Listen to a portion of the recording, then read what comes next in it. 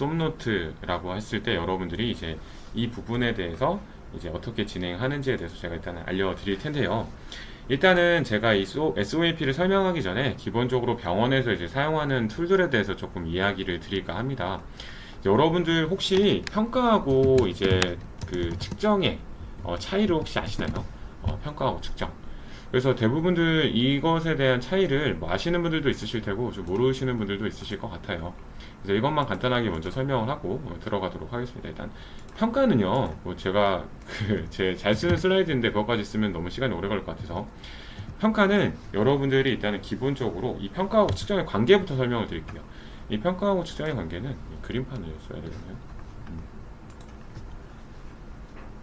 이 그림판을 쓰게 되면은 일단 여러분들이 이렇게 이게 이 큰 게 평가, 그 다음에 이게 큰 게 평가고요.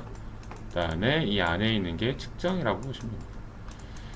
그래서 기본적으로 일단은 측정이라고 하면 이제 현재 상태, 그래서 예를 들어서 여러분들이 화분에 있는 꽃을 본다 라고 했을 때 측정이라고 하는 것은 이제 꽃잎이 몇 개 있다, 잎사귀가 몇 개 있다, 이 화분의 모양은 어떻다 라고 하는 것을 이제 측정이라고 한다면요, 이 평가라고 하는 거는 이 화분에 있는 꽃을 보고 이 화분에 있는 꽃이 야, 물을 주면은 이게 얼마만큼 크고 지금 이 잎사귀가 5개고 잎이 2개고 이 화분의 크기를 가지고 있는 것으로 보아하니 이것을 이런 측정 결과를 바탕으로 해서 내가 이 꽃의 상태를 이제 평가를 하니 얘는 조금 있다가 더 물을 잘 주면 더 크게 자랄 수 있겠군 라고 하는 것이 이제 평가예요.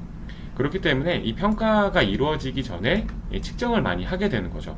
그런데 이제 대부분의 이제 치료 선생님들이 기본적으로 일단 측정에 대해서는 굉장히 많이 합니다. 뭐 여기 물리치료 시스템도 있고 작업치료 시스템도 있으니까 여러분들이 아는 측정 도구들은 굉장히 많아요. 뭐 MMT, ROM 기억나시나요? 그 다음에 MMSE, MBI 이런 것들이 일단 하나의 측정 도구죠. 그래서 이런 측정 도구들을 가지고 이 사람의 전반적인 이 사람은 MBI가 몇 점이야, 일상생활 동작에서 이런 것들을 할 수 있어 없어, 이런 MBI 점수가 몇 점이야, MMSE 기본적으로 이 환자의 인지 상태는 지금 몇 점이야, 그다음에 MMTROM 이 사람의 근육의 상태는 어때, 이 사람의 관절 가동 범위는 어때 라는 것들에 대한 측정 결과를 바탕으로 해서 이것들을 종합해 봤을 때 이 사람은 지금 현재 이러한 상태네, 그러니까 내가 이 사람한테 어떠한 목표를 갖다가 설정을 하고 그 다음에 그렇게 해가지고 이 사람이 어떻게 할지를 내가 나아갈 방향을 정해야 되겠다 라고 하는 것이 이제 평가인 거죠. 그래서 기본적으로 이 평가는 측정이 일단은 기본적인 전제 조건이 돼야 하고요. 그 다음에 이런 것들을 바탕으로 해서 여러 치료사들이 다 같이 모여가지고 이 사람에 대한 평가를 진행하고 그 다음에 이 사람에 대한 골 설정까지 하는 것을 평가라고 보시면 좋을 것 같아요.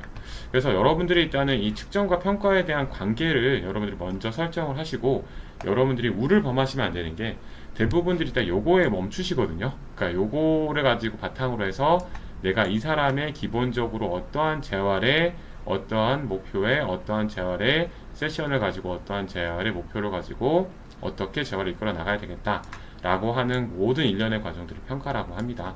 그래서 여러분들이 이 측정에 대해서는 당연히 공부를 하셔야 되는 거고, 이 평가에 대해서도 여러분들이 공부해 보시면 좋겠죠.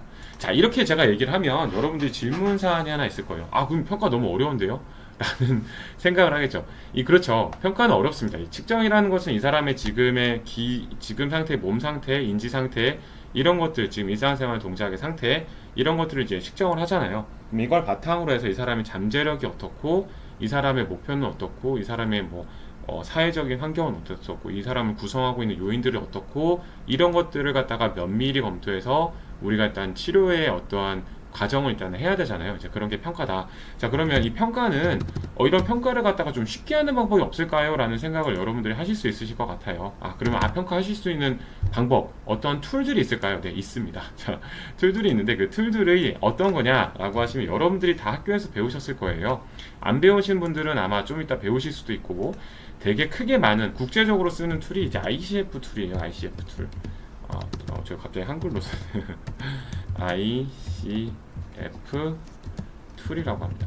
이 ICF 툴을 가지고 하기가 좋습니다. ICF 툴을 가지고 하는 방법이 있고요. 그 다음에 고전적인 방법으로는 SOAP가 있습니다. 자, 그래서 오늘 소개할 건 SOAP인데요. 요즘은 ICF 툴을 좀 많이 쓰기도 해요. 근데 이제 제가 SOAP를 갖다가 이제 많이 얘기 드리는 이유는 SOAP는 사실 좀 고전적인 방법이긴 한데 ICF 툴보다는 사실은 조금 명확한 부분들이 조금 있긴 합니다. 예, 저는 ICF 툴을 좀 사랑하긴 하는데 예, SOAP가 학생들이 일단은 평가라는 것들이 좀 어렵잖아요. 지금 제가 설명드리니까 굉장히 어려운데 이런 평가들을 갖다가 조금 내가 어떤 걸 적어야 되고 어떤 걸 적어야 되고 이렇게 좀 명확하게 구분 지어져 있는 게 SOAP예요. 그러다 보니까 이 SOAP가 학생들이 먼저 알고 그 다음에 ICF2를 접근하시면 조금 더 공부하시기가 수월하시기 때문에 이 SOAP를 먼저 다루곤 합니다.